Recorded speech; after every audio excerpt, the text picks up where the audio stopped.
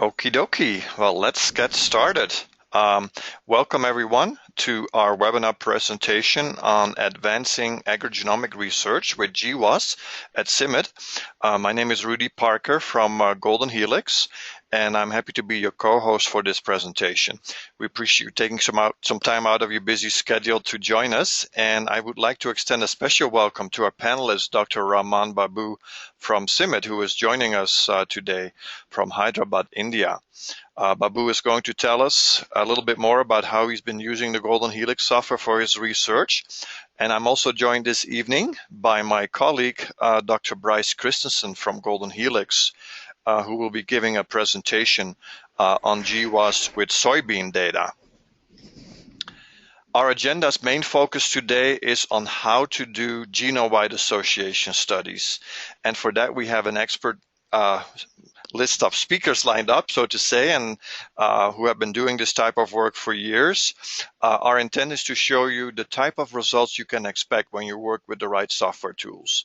We have Raman Babu, who will be speaking on this subject in relationship to tropical maize, and then followed by Bryce Christensen, who will be showing you how to conduct an entire GWAS study, from data management to quality control, association studies, genomic predictions to data visualization. All in all, a very interesting agenda that I hope you will enjoy. Feel free to ask your questions during the webinar. We have a lot of people who are joining us today, so I think it's best we wait until the end of the presentation before we get to your questions. But please type in your questions as you can think of it, and then we'll answer them at the end of the presentations. For those of you who wonder where we are located, here you see a picture of our office right on the corner of Enterprise Boulevard and Discovery Drive in Bozeman, Montana. There are about 20 of us here in this office. And out of this office, we serve about 200 client organizations with thousands of researchers who are using our software tools to make new discoveries in the field of genetics. Bozeman is located right in the heart of the Rocky Mountains. If you ever plan on visiting Yellowstone National Park, Bozeman is one of the airports that serves as a gateway to the park. It takes about an hour and a half to drive from here to Yellowstone over a very scenic highway. Golden Helix is best known for its flagship product, the SNP and Variation Suite, or SVS. Now, I've been at Golden Helix for a while, and I still remember the time when customers started asking questions about the first Affymetrix 10K genotype array. Can your software handle 10,000 SNPs? That was a big amount of data 10, 12 years ago. Now, over the years since, SVS has developed into a Swiss Army knife for managing, analyzing, and visualizing your genetics data. It can handle millions of SNPs for thousands of samples. For doing GWAS, you can do downstream analysis of DNA-seq data or GBS data. You can do copy number analysis on data from genotype arrays. And it also has some limited ability for analyzing RNA-seq data, primarily differential expression analysis. It doesn't really care about your species as long as your data is from a diploid organism and there is a reference sequence available. You can analyze your SNP data or any of the other data types in our software. Now, another software product that we provide besides SVS is Genome Browse, and this is actually a free software. And you can go to our website, and with a few clicks, you can actually download it there. And this is a genome browser, and it's way easier to use than IGV from the Broad Institute. All you need is and you don't need any outside tools to compute coverage for your BAM files. And all the annotations that are used by Genome Browse are curated for you and hosted on our service, including different species. You know, and if you have to create some of your own custom databases or reference sequences, there's a very handy utility that makes it very easy for you to create these types of tracks right within the software. Now, Genome Browse was released in 2011, and since then about 4,000 users have registered which I think really speaks to the utility of the tool. Quite popular. And of course, Genome Browse is also incorporated in our other software products as the main default visualization engine. Its main use for Genome Browse would be for visualizing BAM files and VCF files. And again, it's totally free, so I invite you to go download it from our website and give it a try. Now, last year, in the fall of 2014, we launched a brand new product called VarSeq. And this software is especially geared toward clinician researchers and clinical labs who have small numbers of DNA-seq data, like gene panels, trios, exomes, or even whole genomes. This product is mainly used for analyzing human genomes, although we know you're not prevented from analyzing your other species if you want to, but it's kind of limited by the annotation tracks that are available for the species that you have. Now I'd like to turn over this presentation to our first presenter, Dr. Raman Babu from CIMMYT in India. Babu has been working at the International Maize and Wheat Improvement Center as a senior maize molecular breeder since 2008. There he is responsible for discovering marker trait associations and implementing marker-based maize improvement strategies for a range of traits, from nutritional quality to stress resilience. He obtained his PhD in genetics from Indian Agricultural Research Institute, New Delhi in 2000, and is a plant breeder by training. He served the Indian Council of Agricultural Research for 6 years as a maize breeder, and then he moved to Japan in 2006 for his postdoc at the National Institute of Agrobiological Sciences in Tsukuba, if I pronounced that correctly, where he did research on fine mapping and positional cloning of disease-resistant genes in rice. And I believe he also speaks a little bit of Japanese and loves playing and watching cricket in his free time. And besides that, he has been a long-term customer of Golden Helix and has suggested numerous improvements to the SVS software over the years, for which we are very grateful. So Babu, let me make you presenter and let's hear what you have to tell us. Here we go.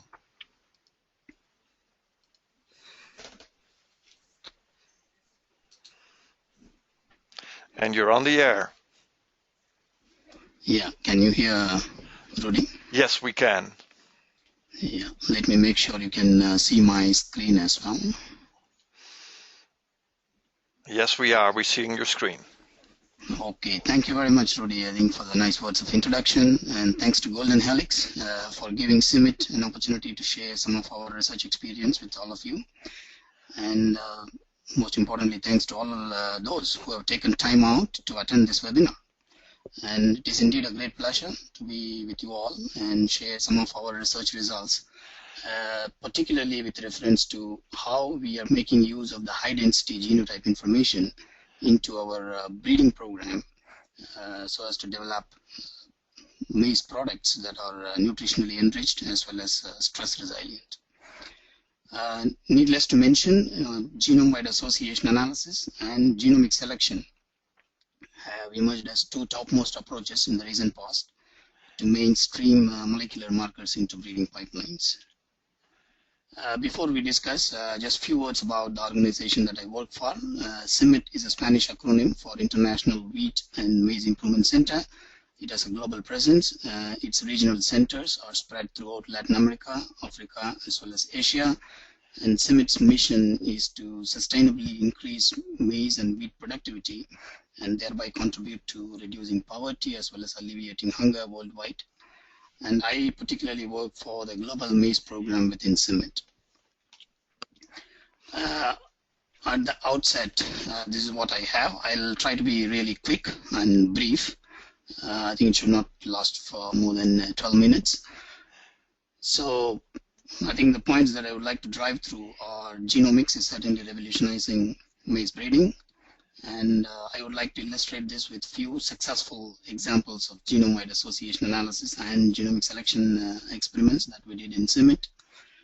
And also there are some, I believe, some reasons why one should breed between the lines when you are discovering market rate association. So what you see on the surface may not be enough. There are reasons to delve deeper into the association results and fish out what you want. And finally, some user perspective on SVS. I have been using SVS for the last 4 or 5 years, and as Rudy mentioned, it's one of the softwares, very robust software for which can meet all of our genomic analysis requirements. Well, as I mentioned, as you may be aware, the genomic landscape is witnessing developments at a staggering pace. Almost literally every day we see new genotyping platforms. Having said that, that's a very good development because it has led to tremendous reduction in the genotyping cost per data point. So what has done that, at least in CIMMYT, is a flood of data. So we have at least close to 18 to 20 billion data points generated in the last 4 to 5 years. And what is really challenging is how do we convert all these data points into meaningful selection units on which breeders can operate, how this can be mainstreamed into the breeding program. So basically, like you have high density genotypes from one side, and you have high precision phenotypes coming from all the people who develop phenotypes. And these two are combined using powerful statistics, software like SVS, or there are a few open source software as well, and high efficiency computing. All this basically channelizes information into 2 streams. One is genome-wide association analysis, the other one is genomic selection. So on the GWAS front, the objective is really to find out specific genomic regions influencing the target trait so that we can develop breeder-friendly markers for these associations, and those associations can be used to screen the segregating generations in our breeding program. That's about GWAS. Whereas on the GS, perhaps GWAS works for relatively simple traits, whereas on for complex traits, say for instance drought tolerance or low nitrogen tolerance, or traits that are highly polygenic and heavily interact with the environment, in the recent past genomic selection has emerged as a very powerful tool.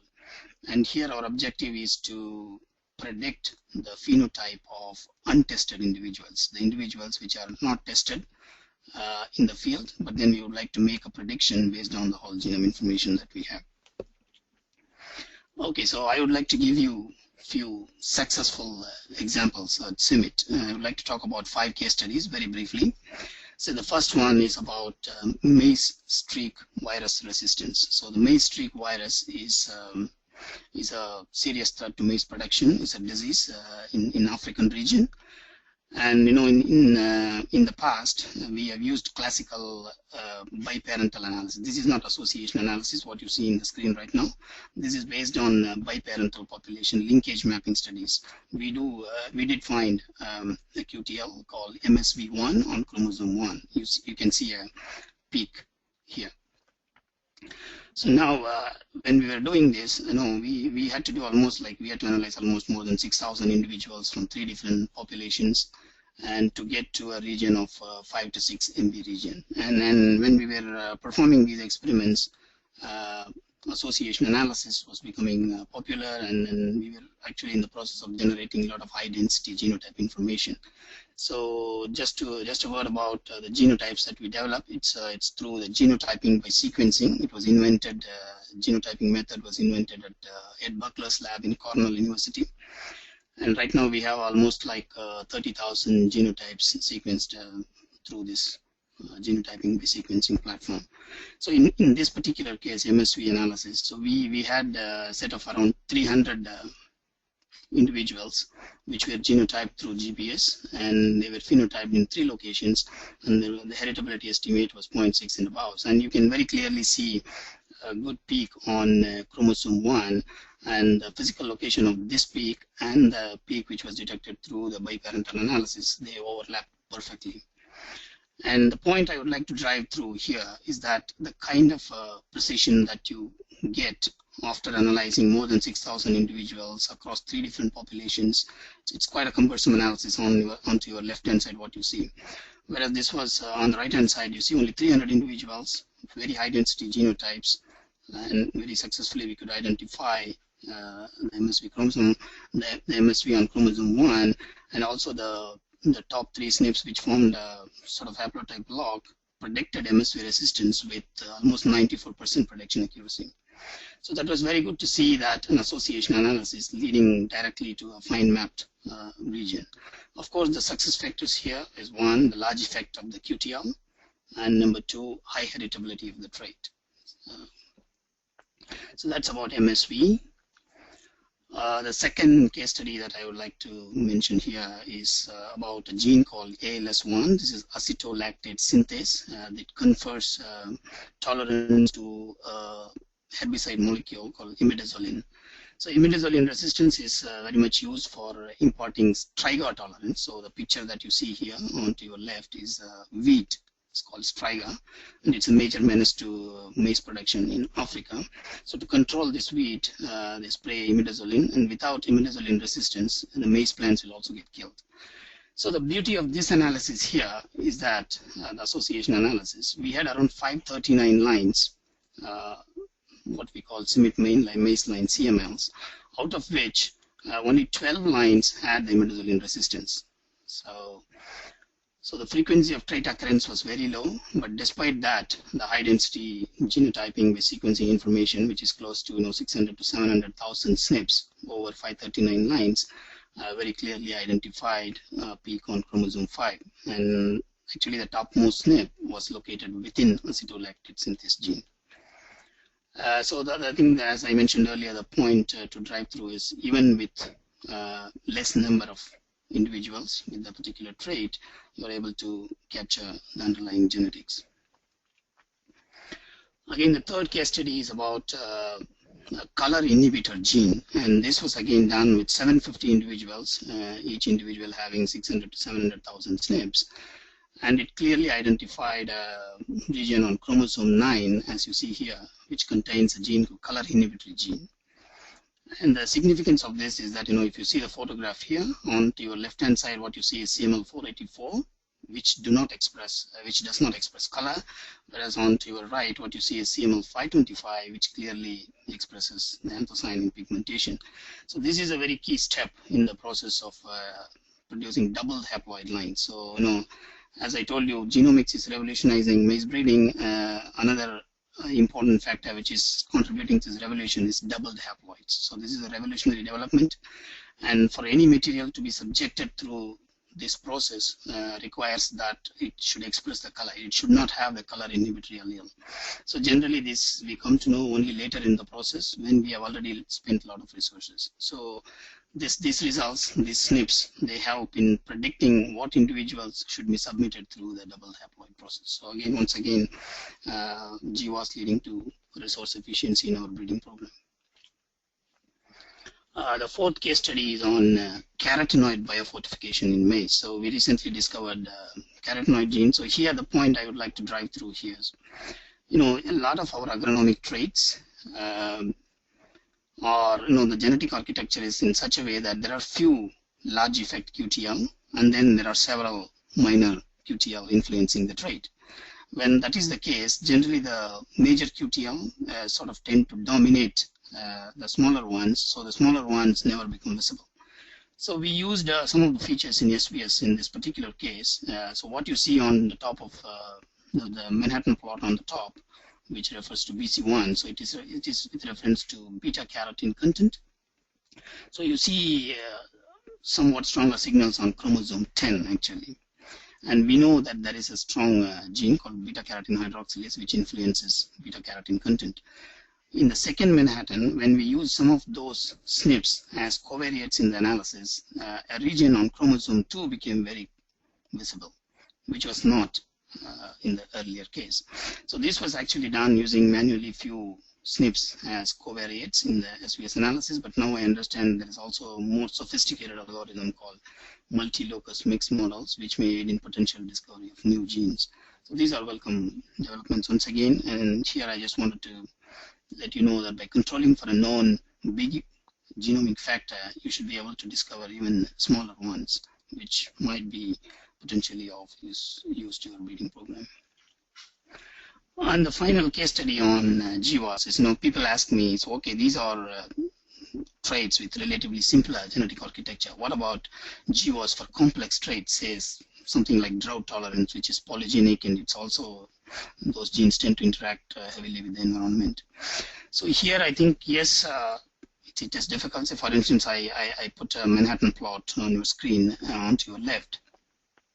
So we don't see very clear signals when you put when you do a genome-wide association analysis in a collection of 300 inbred lines. But then what we did is we tried to change the composition of the population, and then in this case, onto your right, what you see is a genome-wide association analysis in around 400 lines that was back cross-derived double haploid lines. So here we have greater control over few drought donor lines with few recipient lines. So we have a greater control over population structure in the second case. And what we see is stunning peaks. I have never seen such clear peaks for a complex trait like drought tolerance. And many of them actually underlie some of the key genes which have already been established to be associated with drought tolerance. So I think the point I would like to drive through is, in addition to all other factors, population design is something very important, especially when you work with complex traits. Well, coming down to why we should be reading between the lines when discovering marker trait associations. Say, for instance, whenever you do an association analysis, our instant reaction is to inspect the Manhattan plots, right, to see if we have some clear peaks. So this is one example, the genome-wide association analysis for a trait called anthesis silking interval under drought conditions. You see there are some nice peaks, right? But if you look at these SNPs which are coming from these peaks, they seem to have very good p-values. They also have, in the table, if you see that the R-square, the proportional variance explained, is quite decent, from 11 to 18%. They are good, but then they are not so useful to breeders. Why I say this is because based on these two columns. So here the minor allele is the unfavorable allele, because the trait, that in terms of the trait values, lesser is better for anthesis silking interval.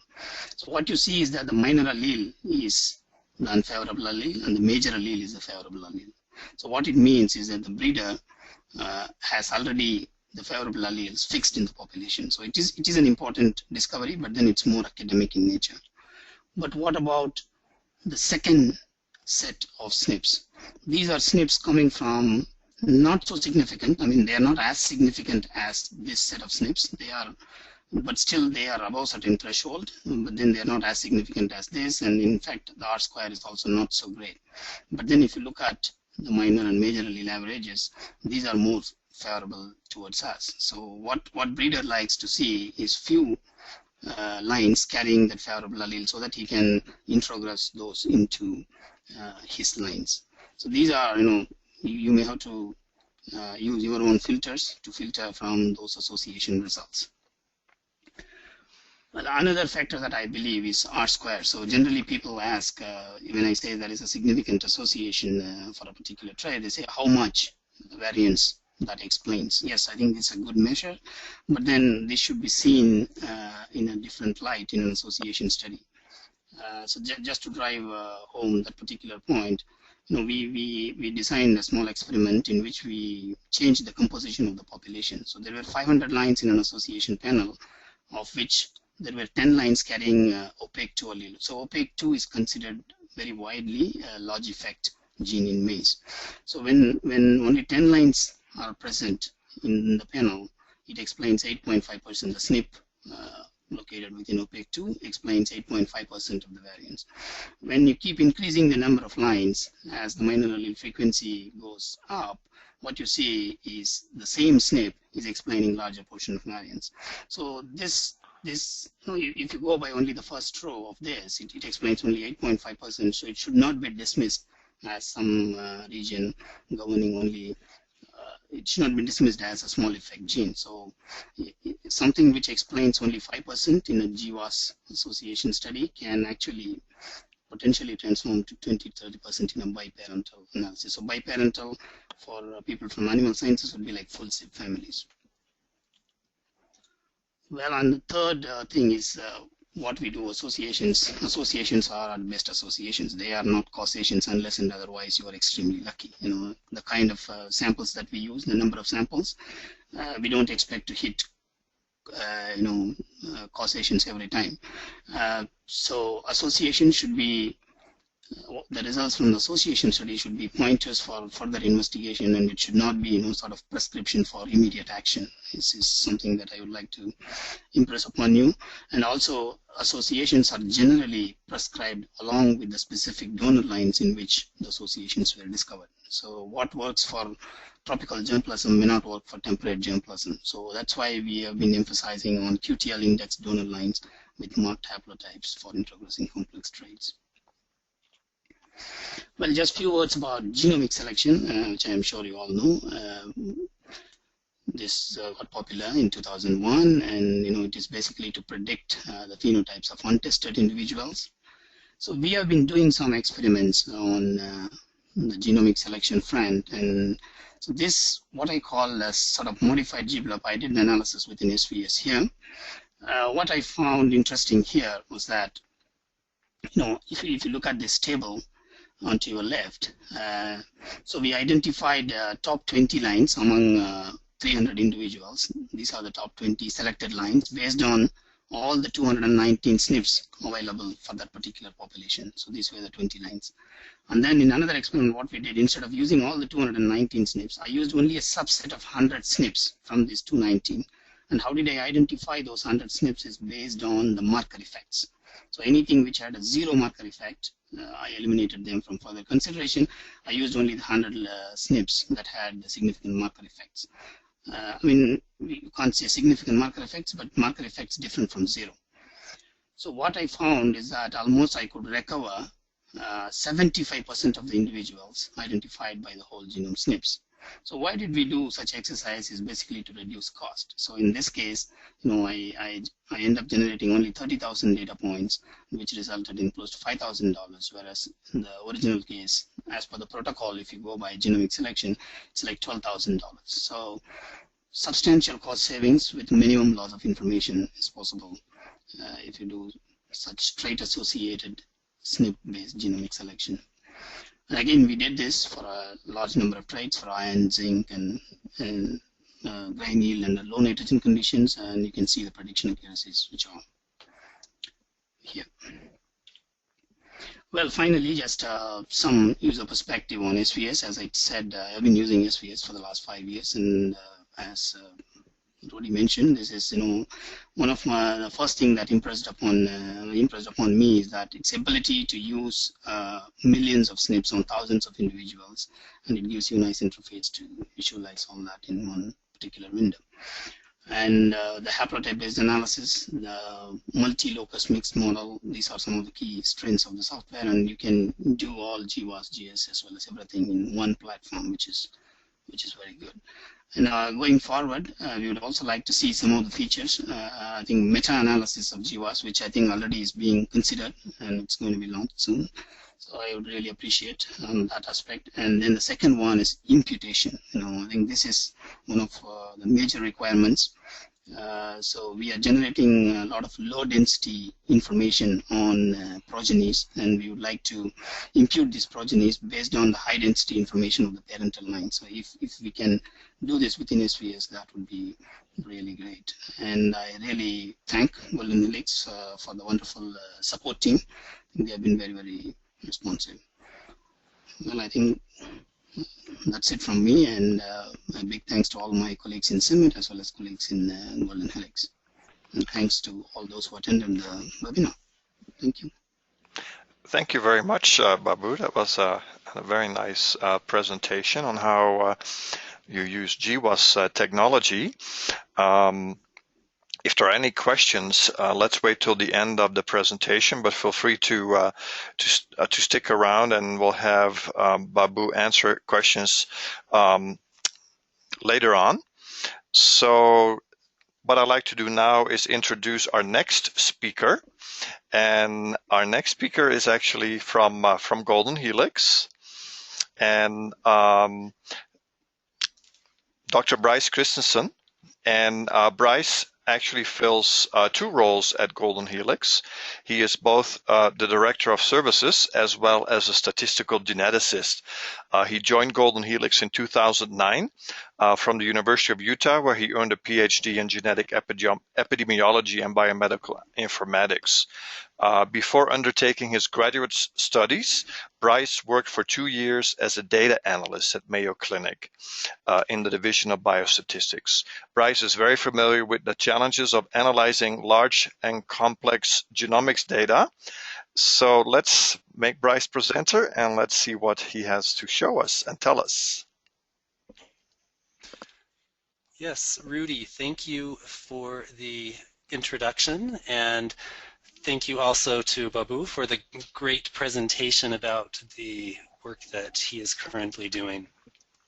Now, as Rudy mentioned, most of my background is in human genetics research, but I actually grew up on a farm, and agricultural research is very near and dear to me.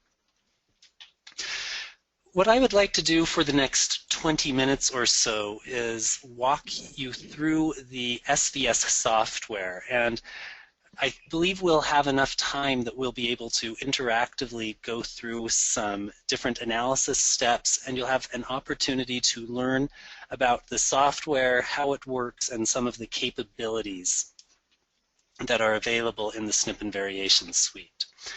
So as we've discussed, the SNP and Variation Suite can work with many different types of data. Today, primarily, we will be looking at the SNP analysis options, but if you happen to be working with DNA-seq or copy number data or any of a number of other types of genomic data, there is also functionality available that perhaps you can learn more about from our website at goldenhelix.com. SVS is designed around the concept of projects. A project is a way to organize all of the inputs and outputs for a particular analysis workflow. I have a list of recently accessed projects here that I have been working on, and I will go ahead and start by opening one of those containing some soybean data that we will look at today. Now, what you see when you open an SVS project is this project navigator environment where there will be icons representing each data item that has either been imported to the project or created within the project. Now you may ask, how did the data get there? And we can read from any of about 40 or 50 different common data formats, whether that be PED or BED files like you might use in open source tools such as Plink, or if you have sequencing data, perhaps VCF files. We also have a number of additional import routines available as add-on functions so that we can read just about any data format you have. Once the data is in the software, we support spreadsheet-style views of all data types. So here is an example of a simple spreadsheet capturing some phenotypic values.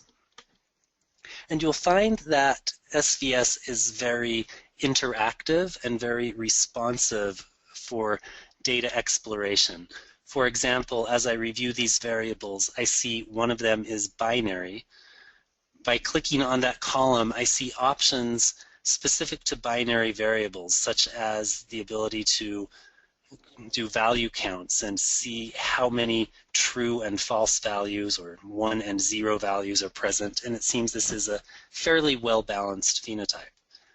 Similarly, if we look at one of these numeric values like column 1, we see options specific to numbers, and if I want to do something like see a histogram of the distribution on these samples, SVS gives me the ability to quickly see that, together with many options to adjust how this appears. For example, if I want to split this based on that binary phenotype 4, then I have the ability to break it into separate histograms and also perhaps adjust transparency so that I can see separately how the two groups compare. Now, genotypic data is presented in much the same way. Here is a group of genotypes for the same 600 soybean plants. This green map button allows us to capture some information about each SNP. So each column represents a SNP position. We see the chromosome that it is on, the position where it resides on that chromosome. Some functions may also be useful to know the reference and alternate alleles at each site. And so we can see that information here, and some of the functions in SVS will make use of that information as well. Now, the data we're looking at today is real genotype data from the soy-based project, together with some simulated phenotypes. And what I would like to do is walk through a simple workflow so that you can see how all of these tools work together. Now, usually the first thing you might need to do is combine phenotype and genotype data. SVS has some very powerful tools for data management, which make it easy to do things like joining data tables. So here, with just a few mouse clicks, I can combine the phenotypes and genotypes into one large table. Now, if I am working on perhaps a GWAS workflow, I may need to begin by learning a little bit about my samples, and from there perhaps run a few data filters before proceeding with an association test. The genotype menu has most of the tools that you will need to work with GWAS data. We won't review all of these functions today, but from the top down, it begins primarily with quality control functions and moves into more analytic functions as we go down the list.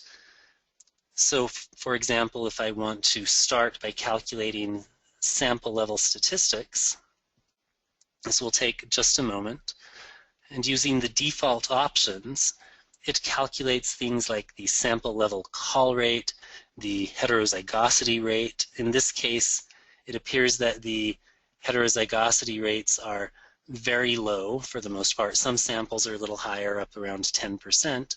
But if I were to plot this as a histogram, I would see most of the samples have minimal heterozygosity. Similarly, if I wanted to look at the call rate, I could create a histogram or perhaps even compare the two values directly in a scatter plot. The nice thing about scatter plots in SVS is that all of the points are clickable. So if there is a particular sample that I'm interested in, by clicking, it tells me which sample that is and gives a link back to the spreadsheet to highlight the data for that sample, where I might be able to then learn more about it from the data table. Now, back in the genotype data, let's proceed with a workflow now and begin with running some genotype filters. Here I will set a few filters based on call rate and allele frequency. There are other filters that you may use as well. I'm going to focus on SNPs that have very high call rates, 99% or higher, and allele frequencies of at least 5%. This filter takes just a moment to run, and when it finishes, we'll see that two things happen. First, you may notice in the background that some columns have changed from black to gray text. Gray indicates that the data is inactive and will not be used in the next function that we apply to the data. So here I can also see that it has generated a report, so I know for each of the SNPs precisely what the call rate was and the allele frequency and so on. Now, with these columns that have been inactivated for failing the filters, SVS will ignore them in the next function that I run, or also I can create a data subset. So this is another of those data management functions that I referenced. By clicking the subset button, it creates a new table of just the 22,000 columns that were active after the previous filter. So let's look now at some of the other options in the genotype menu before we proceed. We see here, for example, this quality assurance and utilities menu. This has several useful features for calculating relatedness between samples, creating kinship matrices, if you will. Both the G matrix or A matrix is possible in some cases, or IBD and IBS matrices can be created from this first function. Also, you can calculate FST statistics to compare sample groups. Let's go ahead and just calculate a G matrix on this data so we can see how that works. It is a two-step process.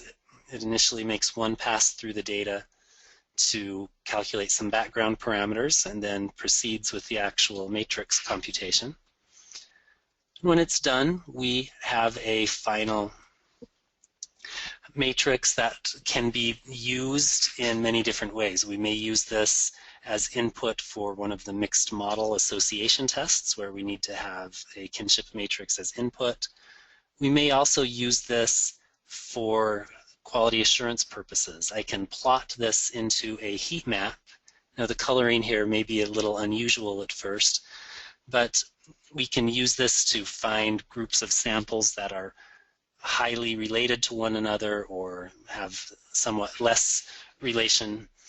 And as with the other scatter plots and such, everything is clickable. So I can identify pairs of samples, look for patterns in the map. Of course, it can also give you the option to adjust coloring to create the most logical color scheme for your needs.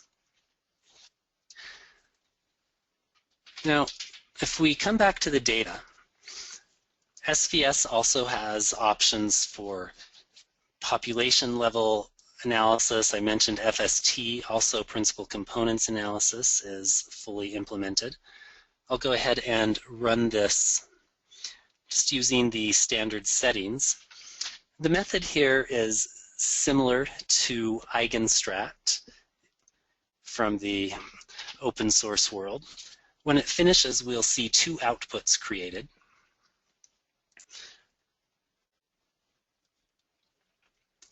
Give it just a moment. So the first output simply gives a list of the eigenvalues associated with each component, and what we calculated here was just the first 20 components. This, of course, might be visualized as a scree plot if you want to see the shape of the curve in terms of what proportion of variance is being explained by each component. Also, we get this output that has the actual principal component vectors with it. This can be used for visualization purposes. So if I want to plot the first two components or other components to view the structure of the data, we can, of course, do that here. If there are stratifying variables and you want to recolor this based on those variables, that is also possible, just like we saw with the histograms. Now, I'd like to pause for a moment here and talk about data scale. With this sample data, I have 600 individuals and about 40,000 SNPs in the raw data. We filtered it to 22,000. This is really quite a small data set by the standards of what SVS can work with. The software is able to scale up to having several million SNPs in a data set. I've personally worked with as many as 60 million SNPs coming from a sequencing project. Although typically with GWAS data, it's rare that you would have more than perhaps 500,000 or 1 million SNPs. Now also in terms of sample size, I'm working with just 600 samples here. But if you're familiar with the soy-based project, you'll know that the original data has over 19,000 samples. And as an example of what that data looks like when you have the complete data set with 19,000 samples, SVS does scale well to that data size. And in fact, if you want to look at something like the principal components with 19,000 samples rather than just 600, it is able to display that data and work with it quite seamlessly. It just takes a little bit longer for the computations to run, which is why I'm not using the whole data set today. Now, as we move on with the data, perhaps the next thing we want to do would be to run an association test. And here I'll select phenotype 1 as the primary outcome that we want to test. SVS has several options for association testing, both naive tests and adjusted tests that incorporate additional variables. If we run the simple genotype association tests, we're able to choose the genetic model to test with. With each model, there will be a set of test statistics available. Those statistics will depend on whether you are using binary or quantitative traits. But if, for example, we run an additive test using linear regression, we can run this. It will go quite quickly with the number of data points that we have. But it quickly generates output.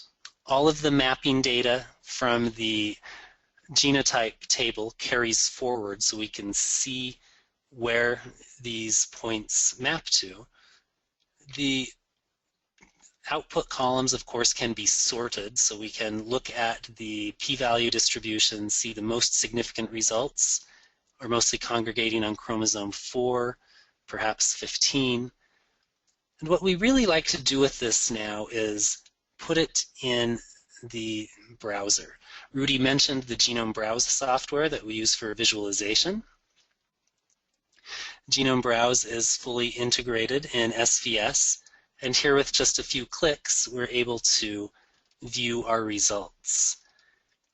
If we take a close look at this region on chromosome 4, where the primary result is, you see, first of all, that the navigation is simple and easy. I'm using the scroll wheel on my mouse to zoom in and out, click and drag to move from side to side, and the points are all clickable. So I can click a SNP and see all of the information about the SNP from the genotype table, including the allele frequency and so on.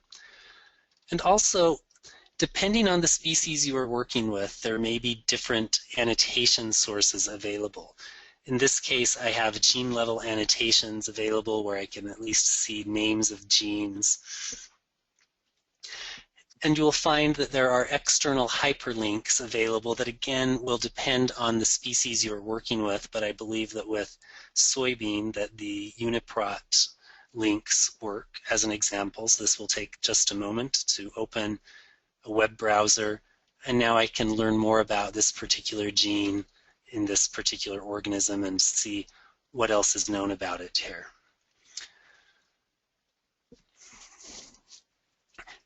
Now you'll notice that we're working with a particular genome assembly here today. Depending on the species you are working with and the genome assembly to which your data is mapped, you may find that we already host your particular genome assembly. There's quite a list of assemblies that we can work with, a list of different organisms that are available. If you have questions about your particular needs, please let us know. If the organism you're working with does not appear in our list, it's a very simple process to add that and make it available. Now let's back up a little bit and talk about some of the other testing options. So we calculated principal components for this data. We've also calculated a kinship matrix. Perhaps we want to incorporate those in the analysis. The genotype menu includes an option down here for mixed linear model analysis. With the mixed linear model analysis, you can choose from the EMMA-X method or the MLMM method, which incorporates multiple iterations of EMMA-X and accounts for the effect of the most significant SNP as a cofactor on each successive iteration. But let's suppose we want to run the EMMA-X method and incorporate the kinship matrix that we calculated previously. So we have that G matrix here. I can select that, choose the genetic model for the association testing. I may also wish to incorporate other covariates. In this case, perhaps we will adjust for phenotype 3. If I wanted to merge in the principal component vectors, for example, I could also select those as fixed effects. And we'll let this run. This will again be a two-step process with the mixed model approach. It initially needs to calculate some background variance parameters, but then on the second step it will actually calculate the SNP by SNP significance levels. The output that is created will be very similar to what we saw from the initial naive GWAS test. And one of the great things about SVS is that it's easy to mix and match outputs. If we come back to the project view, you can see that we've been generating a lot of data to this point. It organizes the project using a sort of a hierarchical tree structure where we started from the phenotype table. We created a histogram that we can go back to at any point that has been saved there. The phenotypes were joined with genotypes where we ran statistics by sample. It keeps track of the parameters that were used. We then ran some data filters where again it remembers the parameters that were selected. And all the way down through it's organizing the project for us. So if we come back to the association results that we had plotted in the browser, if we want to compare that now with the EMMA-X results, we can add that into the same view.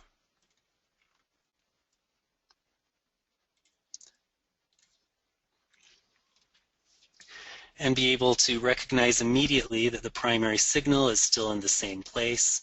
And even if we want to do so, we can combine these into a single plot where we should be able to, oops, it doesn't want to move today, but there we are, where we can overlay and see the exact differences between the patterns in one place. So given the time, I won't go into detail on haplotype analysis or LD analysis. I will point out that you can view linkage disequilibrium within the browser and have the option then to analyze LD blocks in more detail. You may have noticed in the data table here, there are options for haplotype associations, haplotype trend regression, which allows you to look at haplotype groups in the context of a quantitative trait. I want to briefly touch on genomic selection and prediction. And to do this, I'll trade over to one of our other traits here. I'll move to phenotype 2. So we support two main methods for genomic prediction and selection. The Bayesian prediction, which uses Bayes-C or Bayes-C-Pi, and gBLUP. With both methods, you have the option to also use cross-validation procedures, and we'll go ahead and look at that just very quickly here. So with this data,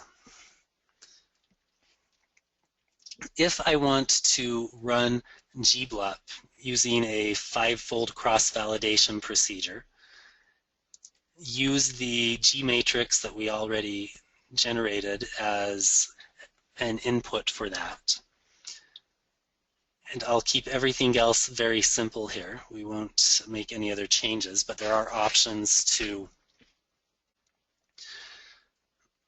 excuse me, to incorporate other covariates in the analysis.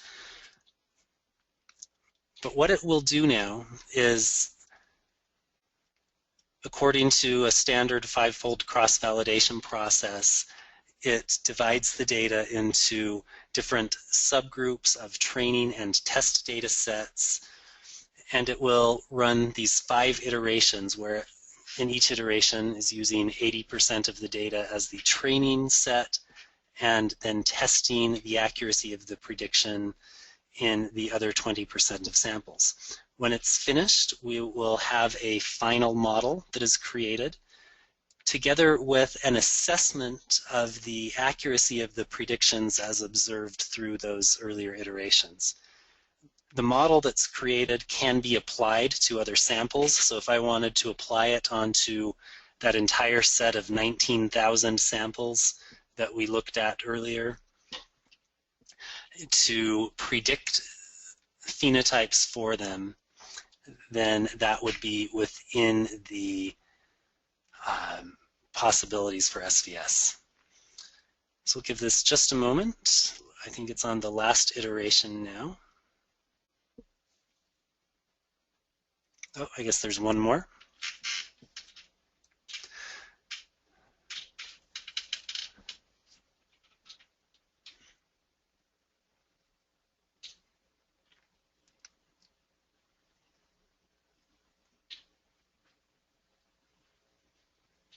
Sorry about the wait,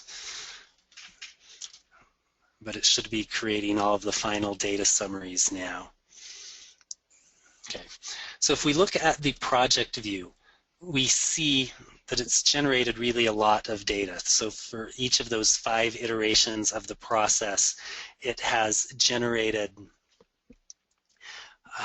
sample estimates on both the observed and predicted phenotypes. So anything that does not have an actual phenotype, we see the prediction for it. Also, at each step along the way, it is generating the allele substitution effects for each SNP. So we can use that perhaps to get some concept of which SNPs are most influential in the prediction. But then ultimately, at the bottom, it has created a final model together with the final prediction results, so the phenotype, the predicted phenotype. We can look at this to get some idea of how each sample was predicted. Hopefully we have something of a linear relationship. It looks like it's not quite perfect, but this model then could be applied onto other samples and used for selection purposes. So there's a lot of functionality we haven't had a chance to get to today, but hopefully we've been able to pique your interest. You've been able to see how the software works, that the interface is very flexible for doing a number of different things. And I think maybe, Rudy, we should take a few questions. Thank you. Thank you very much, Bryce. One question that came in had to do with population stratification. How do you perform GWAS if there exists population stratification in your samples? I think you already hinted at the principal component analysis, but... Yes, principal component analysis is one option. You can, of course, adjust for components in a regression framework. Also, the EMMA-X test and the MLMM, the mixed model approaches, are quite good at adjusting for population stratification. In fact, probably better than the principal components. Okay. Now, Babu already mentioned some of his wishes, and one of them is meta-analysis. What can you say and tell about meta-analysis? So we actually just had a presentation about meta-analysis in a public webcast very recently. And so if you look on our website at goldenhelix.com and look at this link for webcasts, you'll see just last month we had a presentation on prediction and meta-analysis, both of which are functions that have recently been enhanced in SVS. Prediction has been enhanced. Meta-analysis will be introduced in the next release, which is about a month away at this point. Wonderful. One question that came in is, can I select 20 traits and run them as a batch? So SVS has a number of extension functions available. And you'll notice here on the website that if I look at let's just go back to the main page, there are SVS resources, and included in this resources list are add-on functions. There is one of the add-on functions that allows you to select a large number of traits and just run them all in sequence one after another. Okay. You have some limitation there on which statistical models are available for that sort of batch analysis, but it can be done. Okay. Another question that is, how would you identify significant SNPs affecting other SNPs in your GWAS? That is a great question. There are different models that have been proposed for doing that. Within the data here, we do have some tools for SNP by SNP interaction testing, or for SNP by trait interactions, so more of a gene by environment interaction test. But there isn't what I would call a universal test for SNP by SNP interaction. It would require you first to select a candidate that you want to compare with all of the other SNPs, but it can be done. Okay. I think that answered the other question. Can you analyze interactions of different loci in your GWAS and SVS? Yes, to a certain degree. There are options if you go into the regression module for creating models that have interactions between specific loci, or for the interaction of one loci with all other SNPs. And that's something that I believe you can learn more about through our online tutorials, which we haven't really mentioned. But again, on the website at goldenhelix.com, there are a number of tutorials about different aspects of the software that will help new users learn about those functions. Great. Wonderful. Well, let's just finish up. Babu, I don't know if you have any questions or comments, if you're still with us. Yeah, I was just wondering about the imputation option. Would it be possible to do something? That's right. What can we do with imputed data, Bryce, currently? So that is a great question. So we do not have the ability to perform imputation inside the software. However, we do have the ability to work with imputed data. So SVS has functions to export SNP tables into the formats used by imputation programs like Beagle or Mock or Impute2, and then to read that data back in. And I just switched to some human data to emphasize how it would work.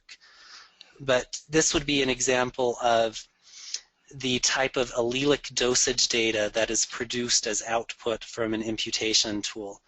And in this case, rather than having genotype calls, we see these numeric values scaled between 0 and 2.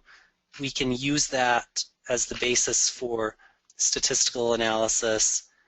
And graphically, just to show more what this looks like, this would be a comparison of SNP chip data on the top for a 500K SNP chip compared to a very high density imputation process. In this case, we're going from a 500K chip to about a 20 million SNP reference panel for imputation purposes, so much higher density of data.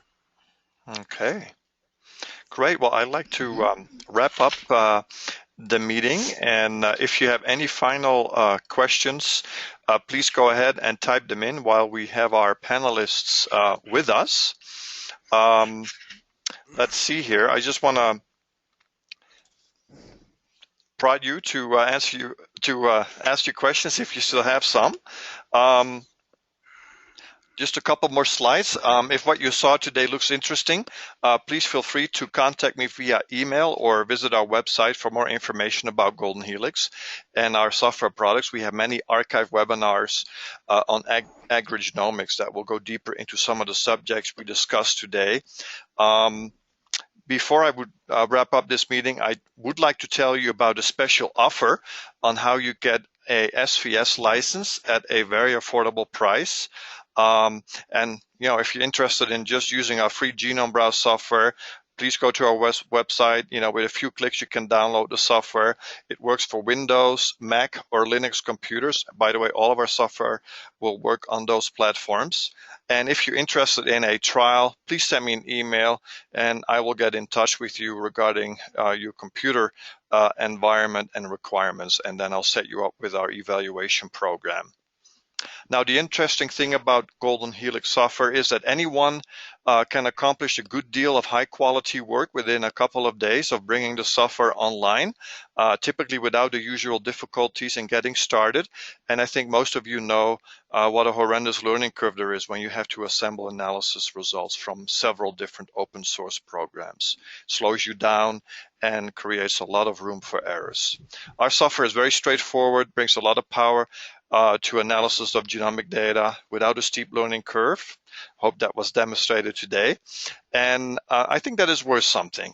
And also we provide excellent bioinformatics support. So if you need some help with your project, we'll give you technical support, and also we'll give you free training on how to use the program through webinar. What I'll be doing tomorrow is send you an email with the details on our offer, which is valid for June, but here are just some of the details. If you come to us on any given day of the year, you typically pay around $8,000 for an SVS license. However, for the month of June, what we're doing is we're basically offering a 3-pack of single user licenses for just under $6,000, and that is actually less than $2,000 per license. You can also get a 3-year license for a single user for the same price, or if you just want one license for 1 year and you're not planning on sharing the software with anyone else, let me know, and I will work with you on a special offer. In any case, send me an email if you're interested. This offer only applies to academic institutions and government research organizations. If you work for a commercial organization, let me know, and I'll see what I can do for you. Let's see if there's any final questions here. Bryce, can you recommend any acceptable FDR threshold? If you're still there. That is entirely up to the user to decide what threshold they want to use. We do provide FDR statistics in the output if you like to see that. However, I think it's usually up to the user to determine their significance level, and has a lot to do with the type of input data you're working with. Okie-doke. Great. Well, there's no further questions here. So thank you again for joining us today, and a special thank you for Dr. Raman Babu for sharing his thoughts on GWAS with Maize data. We hope you enjoyed this presentation and very much look forward to hearing from you. And also thank you, Bryce, for sharing your insights on GWAS. Have a wonderful rest of your day wherever you are, and thanks again for joining us today. Goodbye.